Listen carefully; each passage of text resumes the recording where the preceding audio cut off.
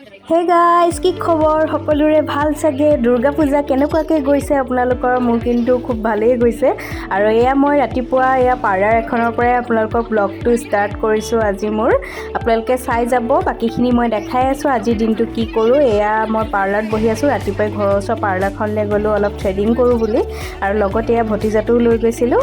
আৰু তাৰপাছত এতিয়া ঘৰ যাম, তাৰপাছত কি কৰি আছোঁ দেখাই আছোঁ। দেহা পূজা চাবলৈ ওলালে। পূজা চাবলৈ যাবা? কালি নিচিনাকৈ আমনি নকৰিবা আকৌ দেই। কালি নিচিনাকৈ আমনি কৰিলেই নহ'ব আকৌ।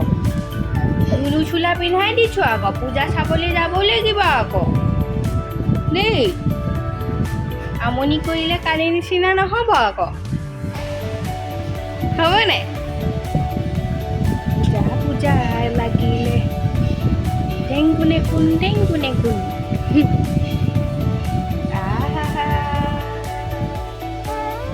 কি আকৌ সেইবোৰ কি?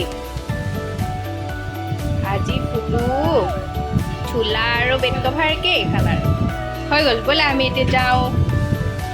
এয়া এতিয়া গাড়ীত উঠি ল'লোঁ। একচুৱেলি ঘৰ আহি ৰাতিপুৱাৰ পৰা ইমানেই আলহী, মই ব্লগটো ইমানতে ৰাখি দিব লগা হ'ল। আকৌ এতিয়া ষ্টাৰ্ট কৰিছোঁ। এয়া সন্ধিয়া 4টামান বাজিছে। আমি এতিয়া আজি হৈছে ষষ্ঠী, আৰু দেৱী আজি পাতত তোলাব। আৰু আজি এতিয়া আমি মা, মই, ভিনদেউ, ভাগিন এয়া গাড়ীত উঠি লৈছোঁ। আমি এতিয়া পূজালৈ বুলি যাম, কাৰণ কাইলৈ পৰহিলৈ টাউনত খুব বেছি ভিৰ হয়। আৰু লগতে আজি দুটা বস্তুও কিনিম, আৰু সেইকাৰণে মানে ওলাই আহিছোঁ। মাকো লৈ আহিছোঁ, দেউতা নাহে, দেউতা ঘৰত ঘৰখীয়া।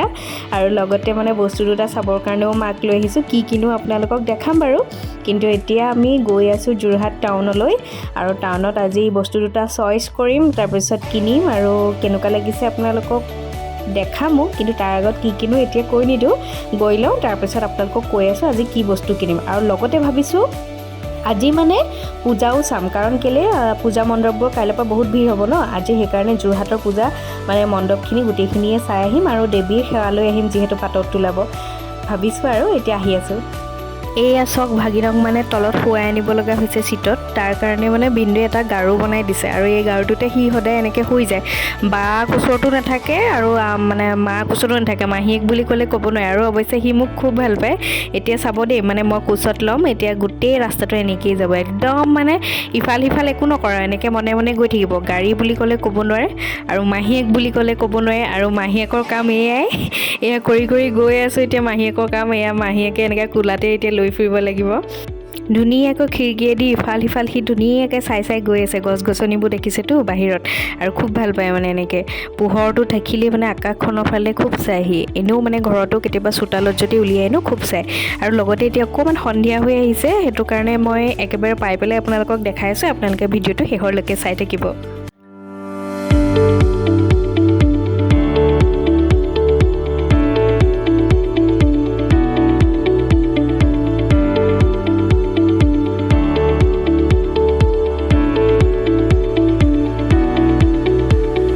এয়া দেখিবলৈ পাইছে আপোনালোকে, এয়া গড়ালি আহি পালোহি। কিন্তু গাড়ী পাৰ্কিং কৰিবলৈ অলপো জেগা নাই। এতিয়া আগলৈ গৈহে আছোঁ, কিন্তু উপায় নাই, খোজকাঢ়িব লাগিব। আৰু সেইকাৰণে গাড়ী পাৰ্কিং বিচাৰি ফুৰিব লগা হৈছে, উপায় নাই। মই নামি মেলি আপোনালোকক ধুনীয়াকৈ লগ পাই আছোঁ। এতিয়া আহিলোঁ এখন দোকানলৈ, আৰু সেই দোকানখন হৈছে ফাৰ্নিচাৰ দোকান। আৰু ফাৰ্নিচাৰত বস্তু চাবলৈ আহিছোঁ, আৰু কি বস্তু লওঁ এতিয়াই কৈ নিদিওঁ, পাছত কৈ আছোঁ আপোনালোকক। সেয়া দেখিছেনে, খোজকাঢ়ি ফুৰিব লগা হৈছে। আৰু তাতে আমাৰ টিকলাৰ মানে টোপনি ধৰিছে, বৰ দিগদাৰ হৈছে, উপায় নাই। গাড়ী মানে দূৰতে ৰখালোঁ। আৰু এতিয়া আমি ফাৰ্নিচাৰত অলপ বস্তু চাই আছোঁ। কি ল'ম সেইখিনি আপোনালোকক পাছত ক'ম বাৰু, আৰু দেখুৱামো। আৰু এতিয়া খালি আমি গৈ আছোঁ। ফাৰ্নিচাৰ বস্তু চাওঁতে চাওঁতে ভোকো লাগিছে, সেইটো কাৰণে ভাবিছোঁ পিছত ভিৰ হোৱাৰ আগতে কিবা এটা খাই লওঁ। আৰু এতিয়া ৰেষ্টুৰেণ্টলৈ আহি আছোঁ। ৰেষ্টুৰেণ্টত কিবা খাইহে আকৌ বজাৰত যাম। এয়া আমি ৰেষ্টুৰেণ্টত আহি পালোহি। এতিয়া বাজিছে 7টা, 7:30মান বাজিছে। আৰু ভাবিছোঁ কফি আৰু কিবা লাইটকৈ আৰু অকণমান কিবা এটা খাই লওঁ, তাৰপিছত ঘৰত একেবাৰে ভাত খামগৈ। আৰু সেইকাৰণে এতিয়া ৰেষ্টুৰেণ্টত অৰ্ডাৰ দি ল'লোঁ। তাৰপিছত কি খাম আপোনালোকক দেখাই আছোঁ।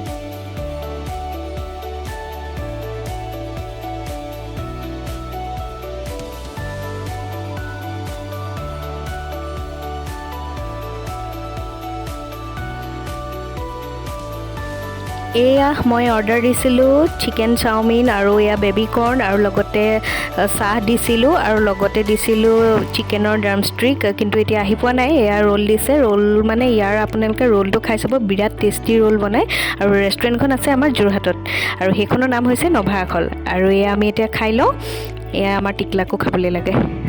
এইফালে এয়া ভিনদেউ মাহঁতে খাই আছে আৰু খাই মেলি লওঁ, তাৰপিছত লগ পাই আছোঁ। খোজকাঢ়ি ভৰি বিষাইছে আৰু যি টাউনত ইমানেই ভিৰ, সেইটো কাৰণে মায়ে মই আৰু বা ভিনদেউ মানে গাড়ী বহুত দূৰতে ৰখালোঁ, সেইকাৰণে এতিয়া ৰিক্সা লৈ ল'ব লগা হৈছে। এয়া মা বহুত দিনৰ মূৰত উঠিছে বোলে আজি ৰিক্সা। একদম পাহৰা নিচিনা হ'ল ৰিক্সাত বহা চিষ্টেমটো। এইবাৰ আজি একদম কিবা মনত পৰি গৈছে আগৰ ৰিক্সাত ইফালে সিফালে যোৱালৈ। আজিকালি ৰিক্সাত উঠিবলৈকে নহয় ঘৰৰ গাড়ীত আহোঁতে আজি এতিয়া গড়ালিত এয়া ৰিক্সাত আহি আছোঁ, কাৰণ গাড়ী অলপ আঁতৰতে ৰখালোঁ আৰু পোৱালিটোলৈ বাহঁত মানে অলপ দিগদাৰ আহিবলৈ, সেইকাৰণে খাব গৈছিলোঁ। এতিয়া খাই পেলাই আহি আছোঁ ৰিক্সাত, আৰু এয়া আগত দেখিবই আপোনালোকে ভিৰ বহুত লাগি আছে মানে।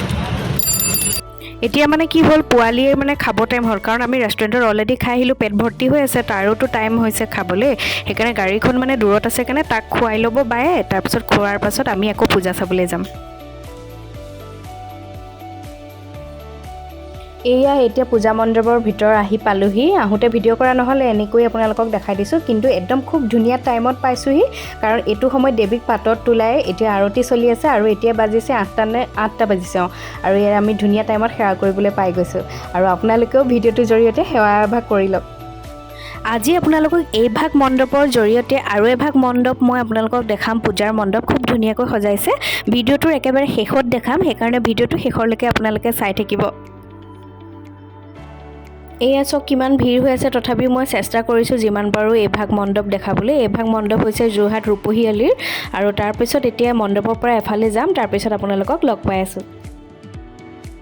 এয়া চাওক আমি আহি পালোঁহি, কিন্তু ক'ত আহি পালোঁ, এইফালে চাওক এয়া টিভি কিনিব আহিছোঁ ঘৰলৈ, কাৰণ ঘৰত টিভি আছেই, তথাপিও পূজা অফাৰত আৰু এটা টিভি ল'ম বুলি আজি মনতে ভাবিছিলোঁ, আৰু সেইকাৰণে এতিয়া টিভি কিনিব আহিছোঁ। কিন্তু কি টিভি কিনো সেইটো আপোনালোকক পাছত দেখাইছোঁ, কিন্তু ভাবিছোঁ ছনীয়ে কিনিম, আৰু সেইকাৰণে ভিনদেউৱে এইফালে কথা পাতি আছে টিভি কিনিবৰ কাৰণে।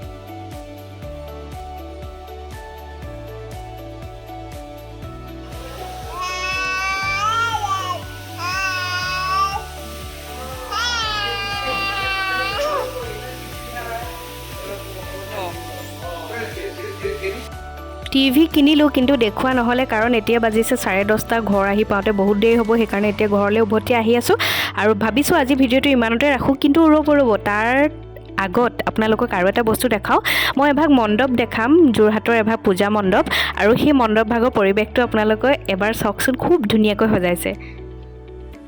এয়া চাওক, আপোনালোকক মই কৈছিলোঁ যে এভাগ মই মণ্ডপ দেখাম বুলি, এভাগ চাওক খুব ধুনীয়াকৈ মণ্ডপ ভাগ সজাইছে মোৰ এজন দাদাই। আৰু এইভাগ মণ্ডপ হৈছে যোৰহাট পুলিবৰ নবোদয় সাৰ্বজনীন দুৰ্গা মন্দিৰত, আৰু এই মণ্ডপ ভাগৰ পৰিৱেশৰ গোটেই ডেক'ৰেশ্যন কৰিছে মোৰ এজন দাদাই। আপোনালোকে তেখেতক কেতিয়াবা কণ্টেক্ট কৰিব পাৰে কিবা কিবি অকেজন থাকিলে। আৰু আজি মন্দিৰ ভাগৰ পৰিৱেশ দেখুওৱাৰ আন এটা কাৰণ আছে, কাৰণ তেওঁলোকে খুব কষ্টৰে লাগি ভাগি খুব ধুনীয়াকৈ মন্দিৰ ভাগৰ মণ্ডপটো সজাই তুলিছে, আৰু সেইকাৰণে খুব বেছি ভাল লাগিছে। আৰু লগতে মন্দিৰ ভাগ চাবলৈ যাবলৈ মই আজি উপস্থিত থাকিব নোৱাৰিলোঁ তাত, কিন্তু ভিডিঅ'টোৰ জৰিয়তে আপোনালোকক দেখাই দিছোঁ, যাতে আপোনালোকে সকলোৱে ঘৰৰ পৰাই আশীৰ্বাদ লয়, মন্দিৰ ভাগৰ পৰিৱেশটো চাই দেৱীৰ মাৰ আশীৰ্বাদ লওক। আৰু লগতে ভাবিছোঁ তেওঁলৈ মোৰ পৰা বহুত শুভেচ্ছা থাকিল, অনাগত দিনবোৰত যাতে তেওঁ আৰু ভাল কাম কৰি যাওক, তাকেই বিচাৰোঁ। আৰু আজিলৈ ভিডিঅ'টো মই ইমানতে ৰাখোঁ। যদি মোৰ ভিডিঅ'টো চাই ভাল লাগিল তেনেহ'লে লাইক, কমেণ্ট আৰু ছাবস্ক্ৰাইব কৰিবলৈ কেতিয়াও নাপাহৰিব। লগতে শেষত আকৌ এবাৰ সকলোলৈকে দুৰ্গা পূজাৰ মোৰ ফালৰ পৰা বহুত শুভেচ্ছা জ্ঞাপন কৰিলোঁ।